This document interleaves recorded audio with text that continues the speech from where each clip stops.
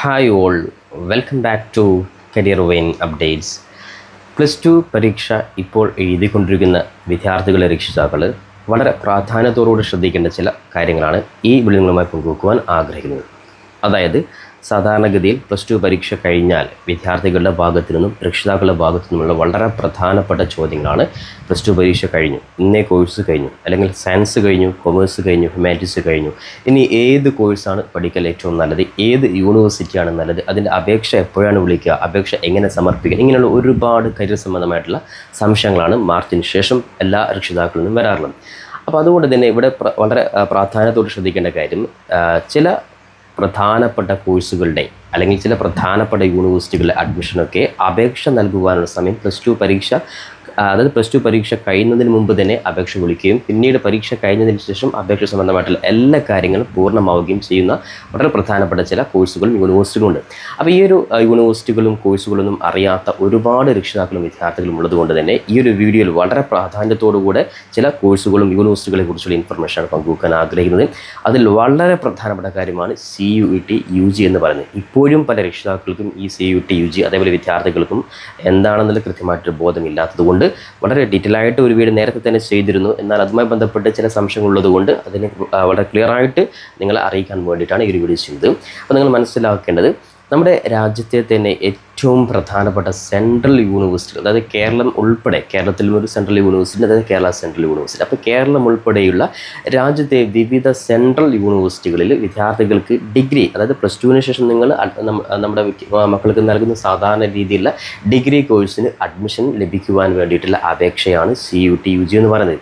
കേവലം just normally ഒട്ടുമിക്ക യൂണിവേഴ്സിറ്റിയും സാധാരണ രീതിയിൽ ഒരു +2 ഒരു 50-60% മാർക്കോടുകൂടി, കേവലം ഒരു 50 മാർക്കാണ് പല യൂണിവേഴ്സിറ്റികളും. അത് ജസ്റ്റ് +2 പാസ്സാകുന്ന മുഴുവൻ വിദ്യാർത്ഥികൾക്കും ജസ്റ്റ് എൻട്രൻസ് പരീക്ഷ എഴുതിയിട്ട് വിദ്യാർത്ഥികൾക്ക് വിവിധ വളരെ പ്രധാനപ്പെട്ട ക്യാമ്പസുകളിൽ വിദ്യാർത്ഥികൾക്ക് ഡയറക്റ്റ് അഡ്മിഷൻ എടുക്കുവാൻ സാധിക്കുന്ന വളരെ പ്രധാനപ്പെട്ട ഒരു പരീക്ഷയാണ്. അപ്പോൾ ഇതിൻ്റെ പ്രാധാന്യം അറിയാത്തത് കൊണ്ട് തന്നെ പലരും ഈ ഒരു ആപ്ലിക്കേഷൻ കൊടുക്കാത്തവരാണ്. അപ്പോൾ നമ്മൾ മനസ്സിലാക്കേണ്ടത്, രാജ്യത്തെ സെൻട്രൽ യൂണിവേഴ്സിറ്റി എന്ന് വെച്ചാൽ നമ്മൾ മനസ്സിലാക്കേണ്ടത്, നമ്മുടെ വിദ്യാർത്ഥികൾ കേവലം നമ്മുടെ കേരളത്തിലുള്ള യൂണിവേഴ്സിറ്റികളെ, സ്റ്റേറ്റ് യൂണിവേഴ്സിറ്റികളെ മാത്രം ആശ്രയിക്കാതെ സെൻട്രൽ യൂണിവേഴ്സിറ്റിയിൽ നമ്മുടെ മക്കൾ പഠിക്കുമ്പോൾ ഇവിടെ നമുക്ക് ഒരുപാട് നേട്ടങ്ങളാണ് കിട്ടുന്നത്. കാരണം ഓരോ രക്ഷിതാക്കളുടെയും ടെൻഷനാണ്, ഇനി അങ്ങോട്ട് ഏത് ജോലിയിലോട്ട് പോകും, ഏത് കോഴ്സാണ് ഏറ്റവും ബെറ്റർ, പഠിച്ച് ഇറങ്ങിയാൽ എങ്ങനെയാണ് ജോലി കിട്ടുക, ഇനി ചില കോഴ്സുകളൊക്കെ പഠിപ്പിക്കുമ്പോൾ ഒരുപാട് ഫീസുകൾ വരുന്നു. അപ്പോൾ ഇങ്ങനെയുള്ള ഒരുപാട് ടെൻഷനുകൾ ഉള്ള ഈ ഒരു സമയത്ത് നമ്മളൊന്നും ആലോചിക്കാതെ തന്നെ നിങ്ങൾക്ക് നമ്മുടെ മക്കൾക്ക് വേണ്ടി ചൂസ് ചെയ്യാൻ സാധിക്കുന്ന വളരെ പ്രധാനപ്പെട്ട ഒരു ഏരിയയാണ് CUET UG എന്ന് പറയുന്നത്. ജസ്റ്റ് നിങ്ങളൊരു എൻട്രൻസ് പരീക്ഷ നിങ്ങൾ മക്കളെ കൊണ്ട് എഴുതി കഴിഞ്ഞാൽ ആ എൻട്രൻസ് പരീക്ഷയിൽ കിട്ടുന്ന മാർക്കിനെ അടിസ്ഥാനമാക്കിയിട്ട് രാജ്യത്തെ ഏകദേശം 50-നടുത്തുള്ള സെൻട്രൽ യൂണിവേഴ്സിറ്റികളിൽ നിങ്ങൾക്ക് മക്കൾക്ക് അഡ്മിഷൻ എടുക്കുവാൻ സാധിക്കുന്നതാണ്. അപ്പോൾ അതായത് അതുമായി ബന്ധപ്പെട്ട് ശ്രദ്ധിക്കേണ്ട കാര്യങ്ങളാണ്, അതായത് അപേക്ഷയുമായി ബന്ധപ്പെട്ട് ശ്രദ്ധിക്കേണ്ട കാര്യം ഞാൻ ഡീറ്റെയിൽ ആയിട്ടുള്ളൊരു വീഡിയോ കഴിഞ്ഞ വീഡിയോയിൽ ചെയ്തിട്ടുണ്ട്. അപ്പോൾ അതുമായി ബന്ധപ്പെട്ട് അപേക്ഷ നൽകുന്നതിന് മുമ്പ് വിദ്യാർത്ഥികളുടെ അഡ്മിഷൻ നഷ്ടപ്പെട്ടു പോകാതിരിക്കാൻ വേണ്ടിയുള്ള വളരെ പ്രധാനപ്പെട്ട കാര്യങ്ങൾ കൂടി ഈ ഒരു വീഡിയോയിൽ പറയുന്നുണ്ട്. അതിനുശേഷം മാത്രമാണ് നിങ്ങൾ അപ്ലൈ ചെയ്യാൻ സാധിക്കുള്ളൂ. അതായത് നിലവിൽ മാർച്ച് 22 വരെയാണ് CUET UGയുടെ ലാസ്റ്റ് ഡേറ്റ്. അപ്പോൾ CUET UGയുടെ ലാസ്റ്റ് ഡേറ്റ് നിങ്ങളുടെ വിദ്യാർത്ഥികളുടെ +2 പരീക്ഷ കഴിയുന്നതിന് മുമ്പ് ലാസ്റ്റ് ഡേറ്റ് അവസാനിക്കും. അതുകൊണ്ട് തന്നെ ഇതിൻ്റെ ഈ ഒരു ഗ്യാപ്പിൽ വിദ്യാർത്ഥികളല്ല രക്ഷിതാക്കൾ തന്നെ മുന്നിട്ടിറങ്ങിക്കൊണ്ട് അവരുടെ ഡോക്യുമെൻറ്റ്സ് കാര്യങ്ങളൊക്കെ കൃത്യമായിട്ട് ഏതെങ്കിലും ഒരു ഓൺലൈൻ സെൻറ്ററിൽ പോയിട്ട് നിങ്ങൾ കൊടുത്തു കഴിഞ്ഞാൽ വളരെ എളുപ്പത്തിൽ ചെയ്യുവാൻ സാധിക്കുന്ന കാര്യമാണ്. പക്ഷേ അതിന് മുന്നേ നിങ്ങൾ ചില കാര്യങ്ങൾ മനസ്സിലാക്കിയതിനു ശേഷം മാത്രമാണ് നിങ്ങൾ അപേക്ഷ കൊടുക്കുവാൻ പാടുള്ളൂ. ആ ഒരു കാര്യം കൃത്യമായിട്ട് നിങ്ങൾ ഓർമ്മപ്പെടുത്തുക. ഇപ്പോൾ സെൻട്രൽ യൂണിവേഴ്സിറ്റി എന്ന് വെച്ചാൽ നമ്മൾ നേരത്തെ പറഞ്ഞു, അതായത് സ്വാഭാവികവും സെൻട്രൽ യൂണിവേഴ്സിറ്റി +2 കഴിഞ്ഞ് സെൻട്രൽ യൂണിവേഴ്സിറ്റിയിൽ അതേത് യൂണിവേഴ്സിറ്റി ആയിക്കോട്ടെ അഡ്മിഷൻ എടുത്തു കഴിഞ്ഞാൽ നോർമലായിട്ടുള്ളൊരു യൂണിവേഴ്സിറ്റിയിൽ നിന്ന് ഡിഗ്രി കഴിയുന്നതിനേക്കാൾ ഉപരി ഒരുപാട് ക്വാളിറ്റീസ് വിദ്യാർത്ഥികൾക്ക് ലഭിക്കാം. മാത്രമല്ല വിദ്യാർത്ഥികൾ ഡിഗ്രി തന്നെ കഴിയുന്നതിന് മുമ്പ് തന്നെ വിദ്യാർത്ഥികൾക്ക് ക്യാമ്പസ് റിക്രൂട്ട്മെൻറ്റ് ഉൾപ്പെടെ, അതായത് ഡയറക്റ്റ് ഡിഗ്രി കഴിയുന്നതോടുകൂടി വിദ്യാർത്ഥികൾക്ക് തന്നെ രാജ്യത്തെയും അതേപോലെ രാജ്യത്തിൻ്റെ പുറത്തുമുള്ള വളരെ പ്രധാനപ്പെട്ട സ്ഥാപനങ്ങളിൽ ജോലി വാഗ്ദാനം കൂടി ഡയറക്റ്റായിട്ട് ലഭിക്കുന്ന രീതിയിലാണ് ഈ ഒരു സെൻട്രൽ യൂണിവേഴ്സിറ്റിയുടെ പ്രത്യേകത. അപ്പോൾ അതിൽ തന്നെ സെൻട്രൽ യൂണിവേഴ്സിറ്റികളുടെ റാങ്ക് അടിസ്ഥാനത്തിൽ അത് വലിയ മാറ്റങ്ങൾ വരുന്നുണ്ട്. അപ്പോൾ നമ്മുടെ മക്കൾ ഈ പറഞ്ഞ എല്ലാ യൂണിവേഴ്സിറ്റികളും അഡ്മിഷൻ ലഭിക്കണമെങ്കിൽ കോമൺ ആയിട്ട് ഈ ഒരു പരീക്ഷ എഴുതണം, CUET UG എന്ന് പറയുന്നത്. അപ്പോൾ ഈ ഒരു CUET UGയിൽ വിദ്യാർത്ഥികൾക്ക് ലഭിക്കുന്ന മാർക്കിനെ അടിസ്ഥാനമാക്കിയിട്ട് വിദ്യാർത്ഥികൾ അതിനുശേഷം ഒരു വിദ്യാർത്ഥിയെ സംബന്ധിച്ചിടത്തോളം ഏറ്റവും കൂടുതൽ താല്പര്യം കേരളത്തിലുള്ള സെൻട്രൽ യൂണിവേഴ്സിറ്റി ആണെങ്കിൽ കേരള സെൻട്രൽ യൂണിവേഴ്സിറ്റി, അതായത് CUET UG പരീക്ഷ കഴിഞ്ഞ് റിസൾട്ട് വന്നതിന് ശേഷം കേരള സെൻട്രൽ യൂണിവേഴ്സിറ്റിയിലുള്ള BA കോഴ്സിന് അപ്ലൈ ചെയ്യുവാൻ സാധിക്കുന്നതാണ്. അതായത് ജസ്റ്റ് നിങ്ങൾ ഓരോ യൂണിവേഴ്സിറ്റിയിലെയും ഓരോ കോഴ്സിൻ്റെയും അഡ്മിഷന് ഒരു നിശ്ചിത ശതമാനം മാർക്കാണ് ക്രൈറ്റീരിയയിൽ വെക്കുക. അപ്പോൾ സ്വാഭാവികമായും CUET UG എഴുതി കഴിഞ്ഞാൽ ഏകദേശം എല്ലാ വിദ്യാർത്ഥികൾക്കും ഈ കട്ട് ഓഫ് മാർക്ക് കിട്ടുകയും ഏതെങ്കിലും ഒരു യൂണിവേഴ്സിറ്റിയിലെ വിദ്യാർത്ഥികൾക്ക് അഡ്മിഷൻ ലഭിക്കുകയും ചെയ്യും. അപ്പോൾ അതുകൊണ്ട് തന്നെ ഈ ഒരു പ്രാധാന്യം പല രക്ഷിതാക്കളും മനസ്സിലാക്കുന്നില്ല. അപ്പോൾ അതുകൊണ്ട് തന്നെ ഈ ഒരു UG പരീക്ഷ എഴുതി കഴിഞ്ഞാൽ വിദ്യാർത്ഥികൾക്ക് കേരള യൂണിവേഴ്സിറ്റി ആണെങ്കിൽ കേരള യൂണിവേഴ്സിറ്റി നിങ്ങൾക്ക് ഈ പറയുന്ന ആപ്ലിക്കേഷൻ, അതായത് പരീക്ഷ റിസൾട്ട് വന്ന് അപ്ലൈ ചെയ്ത് കഴിഞ്ഞാൽ നിങ്ങൾക്ക് ലഭിക്കും. ഇനി ഒരു വിദ്യാർത്ഥിയെ സംബന്ധിച്ചിടത്തോളം ഡൽഹി യൂണിവേഴ്സിറ്റിയിലാണ് പഠിക്കേണ്ടത്. അപ്പോൾ ഡൽഹി യൂണിവേഴ്സിറ്റിയിൽ വിദ്യാർത്ഥികൾ ഈ പറയുന്ന CUT UGയുടെ റിസൾട്ട് വന്നതിന് ശേഷം ഡൽഹി യൂണിവേഴ്സിറ്റി വെബ്സൈറ്റിൽ കയറിയിട്ട് നിങ്ങൾക്ക് ലഭിച്ച മാർക്ക് എൻ്റർ ചെയ്ത് നിങ്ങൾ അപ്ലൈ ചെയ്ത് കഴിഞ്ഞാൽ സ്വാഭാവികമായിട്ട് നിങ്ങളുടെ മാർക്കിനെ ബേസ് ചെയ്തുകൊണ്ട് നിങ്ങൾക്ക് ഡൽഹി യൂണിവേഴ്സിറ്റിയിൽ നിങ്ങൾ എക്കണോമിക്സ് ആണ് പഠിക്കാൻ ആഗ്രഹിക്കുന്നത്, അല്ലെങ്കിൽ BSc ഫിസിക്സ് ആണ്, അപ്പോൾ നിങ്ങളുടെ കോഴ്സ് നിങ്ങൾക്ക് അഡ്മിഷൻ ലഭിക്കും. അത്തരത്തിൽ ഒരുപാട് യൂണിവേഴ്സിറ്റി, ഡൽഹി യൂണിവേഴ്സിറ്റി, ജാമിയ മില്ലിയ, അതേപോലെ അലിഗഡ്, അതേപോലെ തന്നെ പോണ്ടിച്ചേരി, ഹരിയാന, ഓരോ സ്റ്റേറ്റ് യൂണിവേഴ്സിറ്റികളും സെൻട്രൽ യൂണിവേഴ്സിറ്റികളും ഉണ്ട്. അപ്പോൾ അത്തരത്തിൽ ഒരുപാട് സെൻട്രൽ യൂണിവേഴ്സിറ്റികൾ ഉള്ളത് കൊണ്ട് തന്നെ അതുമായി ബന്ധപ്പെട്ടുള്ള ഏകദേശം 50ഓളം സെൻട്രൽ യൂണിവേഴ്സിറ്റികൾ നിങ്ങൾ അപ്ലൈ ചെയ്യുന്നതിന് മുമ്പ് ജസ്റ്റ് നിങ്ങൾ മൊബൈൽ ഫോണിൽ തന്നെ എടുത്താൽ മതി. സ്വാഭാവികമായിട്ട് ഞാൻ കഴിഞ്ഞൊരു വീഡിയോ കൃത്യമായിട്ട് പറഞ്ഞിട്ടുണ്ട്. അപ്പോൾ ആ ഒരു മൊബൈൽ ഫോൺ നിങ്ങൾ അപ്ലൈ ചെയ്യുന്നതിന് മുമ്പ്, അപ്പോൾ രക്ഷിതാക്കൾ മനസ്സിലാക്കേണ്ടത് സെൻട്രൽ യൂണിവേഴ്സിറ്റി നിങ്ങൾ മക്കൾക്ക് അഡ്മിഷൻ ലഭിച്ചു കഴിഞ്ഞാൽ പിന്നീട് നിങ്ങൾ ഒരു ടെൻഷൻ നോക്കണ്ട. ഇവിടെ കേരളത്തിലേക്ക് അഡ്മിഷൻ ലഭിക്കണമെങ്കിൽ മാർക്ക് കുറഞ്ഞ വിദ്യാർത്ഥിയെ സംബന്ധിച്ചിടത്തോളം ഡിഗ്രി റെഗുലറായിട്ട് പഠിക്കുക എന്നുള്ളത് വളരെ അസാധ്യമായ കാര്യമാണ്. കാരണം മാർക്ക് കുറഞ്ഞ സംബന്ധിച്ചിടത്തോളം ഒരുപക്ഷെ മാനേജ്മെൻറ്റ് സീറ്റൊക്കെ അഡ്മിഷൻ കിട്ടണമെങ്കിൽ ഒരുപാട് ഫീസൊക്കെ കൊടുത്ത് പഠിപ്പിക്കേണ്ട അവസ്ഥ വരും. അതുകൊണ്ട് തന്നെ മാർക്ക് കുറഞ്ഞവർക്കും അതേപോലെ തന്നെ ഈ പറയുന്ന സെൻട്രൽ യൂണിവേഴ്സിറ്റിയിൽ നിങ്ങൾക്ക് ലഭിക്കുന്ന എൻട്രൻസ് പരീക്ഷയുടെ മാർക്കിനെ ബേസ് ചെയ്തുകൊണ്ടാണ് നിങ്ങൾക്ക് അഡ്മിഷൻ ലഭിക്കുക. പിന്നെ മറ്റൊരു വളരെ പ്രധാനപ്പെട്ട കാര്യം എന്താണെന്ന് വെച്ചാൽ സെൻട്രൽ യൂണിവേഴ്സിറ്റിയിൽ നിങ്ങൾക്ക് വിദ്യാർത്ഥികൾ +2 പരീക്ഷയിൽ എന്താണോ പഠിക്കുന്നത് അതേ രീതിയിൽ തന്നെ അതേ സിലബസ് വെച്ചിട്ടാണ് വിദ്യാർത്ഥികൾക്ക് പരീക്ഷ വരികയും ചെയ്യുന്നത്. അതുകൊണ്ട് തന്നെ +2 പരീക്ഷ ഇപ്പോൾ പഠിക്കുന്ന വിദ്യാർത്ഥിയെ സംബന്ധിച്ചിടത്തോളം ഒരു ടച്ചും വിട്ടുപോകുന്നില്ല. അപ്പോൾ ഏകദേശം ഈ പരീക്ഷ കഴിഞ്ഞ് 2 മാസത്തിനുള്ളിൽ, അതായത് മെയ് മാസത്തിനുള്ളിൽ തന്നെയാണ് ഈ പറയുന്ന CUT എൻട്രൻസ് പരീക്ഷ വരുന്നത്. അപ്പോൾ അതുകൊണ്ട് വിദ്യാർത്ഥികൾ ടച്ച് വിട്ടുപോകുന്നുമില്ല. അതുകൊണ്ട് തന്നെ വളരെ കൃത്യമായിട്ട് നിങ്ങളുടെ മക്കളെ എല്ലാവരെ കൊണ്ടും ഈ പറയുന്ന CUT UG പരീക്ഷ എഴുതിക്കണമെന്ന് ഞാൻ വളരെ കൃത്യമായിട്ട് നിങ്ങൾ ഓർമ്മപ്പെടുത്തുകയാണ്. അപ്പോൾ ഇനി നിങ്ങൾ ജസ്റ്റ് ചെയ്യേണ്ടത്, അതായത് ജസ്റ്റ് ഞാനിപ്പോൾ ഈ നിങ്ങൾക്കിവിടെ ആ വീഡിയോയിൽ കാണാം, അവിടെ നിങ്ങൾ ജസ്റ്റ് നിങ്ങൾ മൊബൈൽ ഫോണിൽ തന്നെ, അതായത് അപേക്ഷ കൊടുക്കുന്നതിന് ഈ കാര്യം നിർബന്ധമായും ശ്രദ്ധിക്കുക. കാരണം ചില വിദ്യാർത്ഥികളുടെയൊക്കെ പ്രശ്നം, ചില രക്ഷിതാക്കളും വിദ്യാർത്ഥികളും പല അക്ഷയ പോലെയുള്ള കേന്ദ്രങ്ങളിൽ പോയിട്ട് CUT UG അപേക്ഷിക്കണം എന്ന് പറയും. അപ്പോൾ അവർക്ക് തന്നെ ഐഡിയ ഇല്ല ഏത് കോഴ്സാണ് അപേക്ഷിക്കുന്നത്, എങ്ങനെ അപേക്ഷിക്കുന്നത് അവർക്ക് തന്നെ അറിയില്ല. അപ്പോൾ സ്വാഭാവികമായിട്ടും വെറുതെ ഒരു അപ്ലിക്കേഷൻ കൊടുത്തുകൊണ്ട് കാര്യമില്ല. അതുകൊണ്ട് കൃത്യമായിട്ടൊരു അവയർനെസ്, ഒരു അവബോധം നിങ്ങൾക്ക് ഉണ്ടായിരിക്കണം. അതായത് നിങ്ങൾ നിങ്ങൾ ഏത് യൂണിവേഴ്സിറ്റിയിലാണ് നിങ്ങൾക്ക് ഏറ്റവും കൂടുതൽ പഠിക്കാൻ ആഗ്രഹം.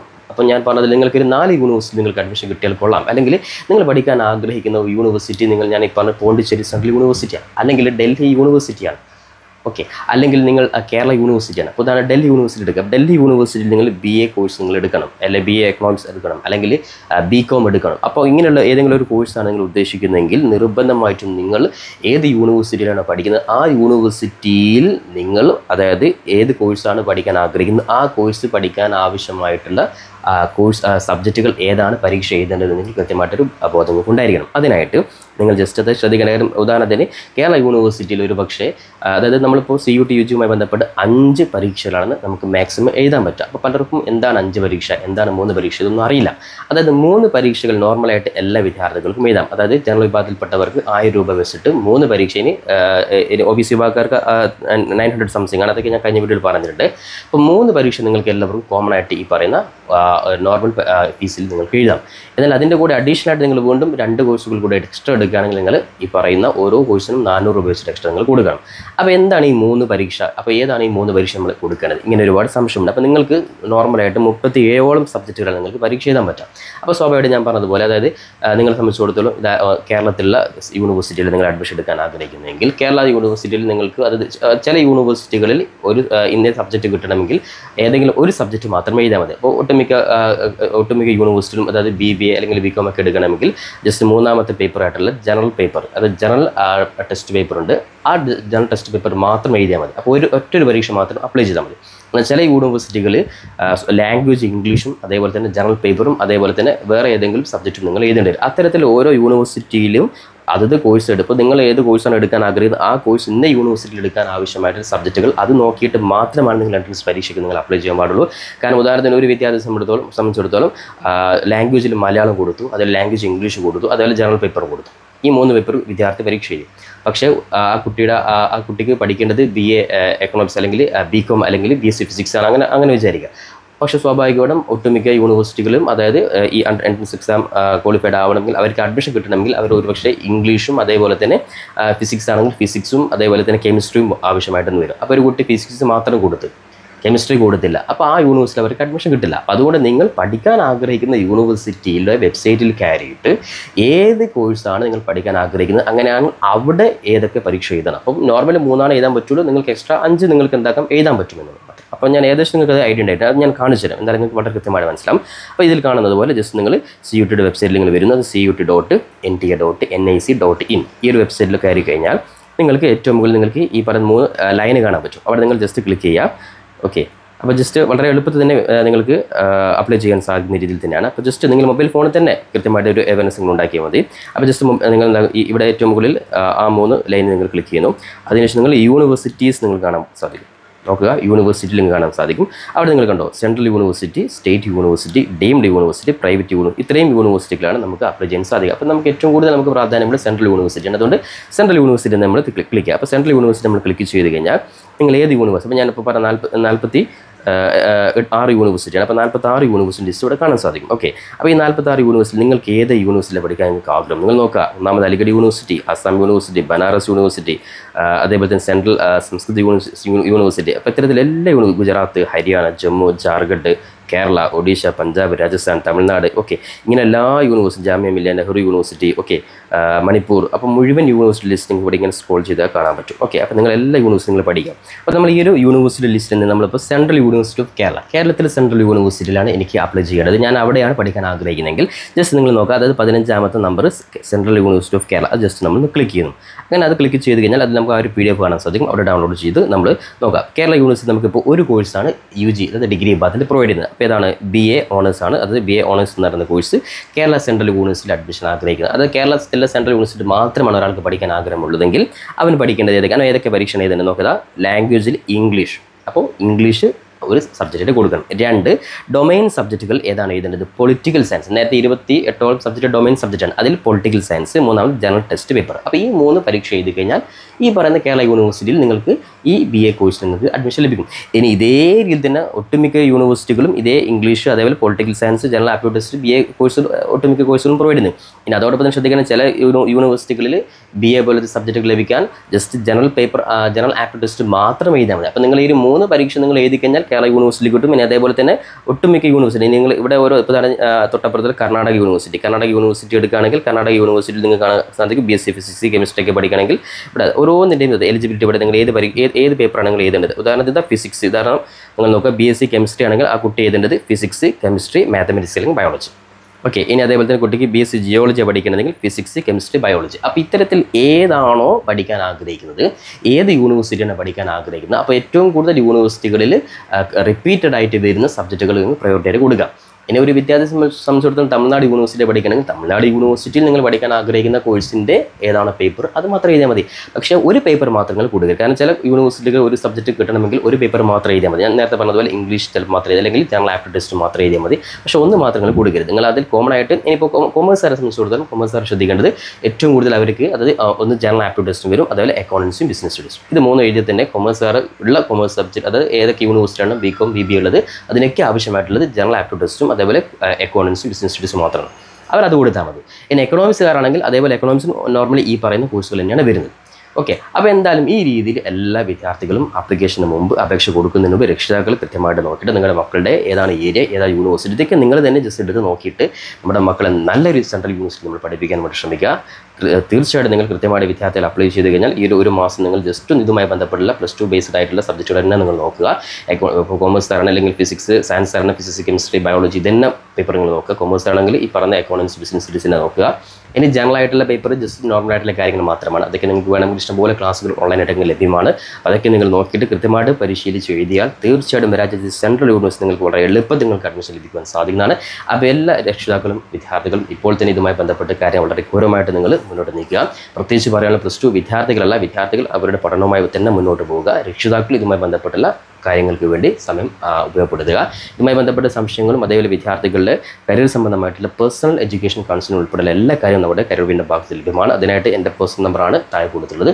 അത് നിങ്ങൾ രജിസ്റ്റർ ചെയ്യുക. നിങ്ങളുടെ കുട്ടിയുടെ പേര് അതേപോലെ തന്നെ കുട്ടിയുടെ അഡ്രസ്സ്, ഏതാണ് കോഴ്സ് പഠിച്ചിട്ടുള്ളത്, ആ കോഴ്സ് ഉൾപ്പെടെയുള്ള കാര്യം ജസ്റ്റ് ടൈപ്പ് ചെയ്ത് നിങ്ങളൊരു ചെറുതായിട്ടുള്ള രജിസ്ട്രേഷൻ ഫീസ് ഉണ്ട്. ആ ഒരു ഫീസ് അടച്ചു കഴിഞ്ഞാൽ നിങ്ങളുടെ മക്കൾക്ക് ഏറ്റവും കൂടുതൽ സാധ്യതയുള്ള ഏരിയകളെക്കുറിച്ച് നമുക്ക് ഡീറ്റെയിൽ ആയിട്ട് സംസാരിച്ച് ക്ലിയർ ചെയ്തു തരുന്നതാണ്.